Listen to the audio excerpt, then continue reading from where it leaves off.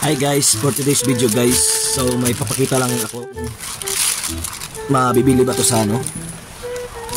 May bibili ba dito sa pera na to? So napulot ng papa ko doon sa mga sinaunang tao, yung mga pera dati guys. So ipapakita ko isa-isa guys. So sana po comment down below guys kung may ito guys.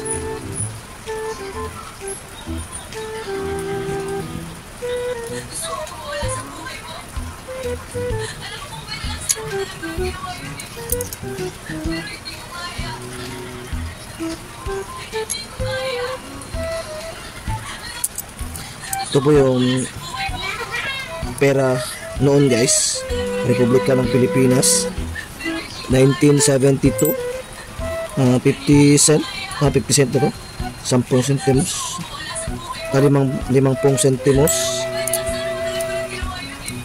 1972. Ito po guys, ito, ang dami niya guys. Comment down below guys kung pwede ba ito mabenta. Ito po, ang dami nito guys, ₱1 guys. Ito guys, parang itong isa ay parang ginto guys,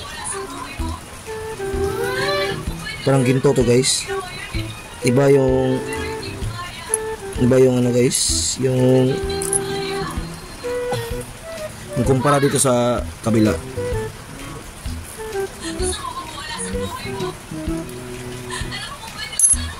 Ito parang ginto talaga guys, oh.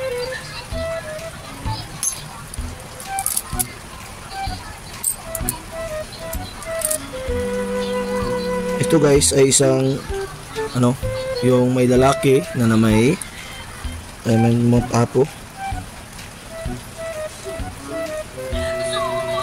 Ito ay isang agila. United States to guys. United States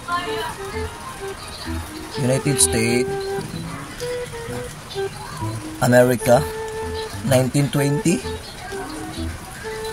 So comment down below guys kung sino yung kung pwede ba ito mabenta guys. Marami ako dito guys, halos so may isa din ako dito guys, pero nawala na yung mukha guys.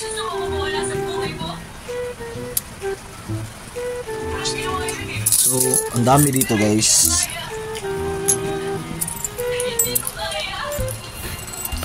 Kasi binigay lang to sa akin ng papa ko. Kinulikta niya nung tatrabaho pa siya sa minahan guys. Ito po yung napulot niya guys.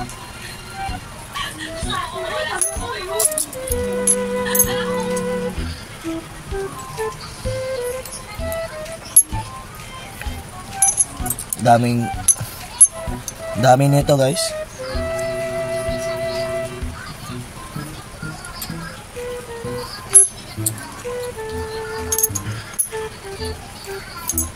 Sobrang dami nito guys. So comment down below kung sino ang bibili nito sa murang halaga. Okay lang guys. Comment down below lang guys para makolekta, kung sino man yung mahilig mag-kolekta nito. Tapos ito ang kinabibiliban ko guys.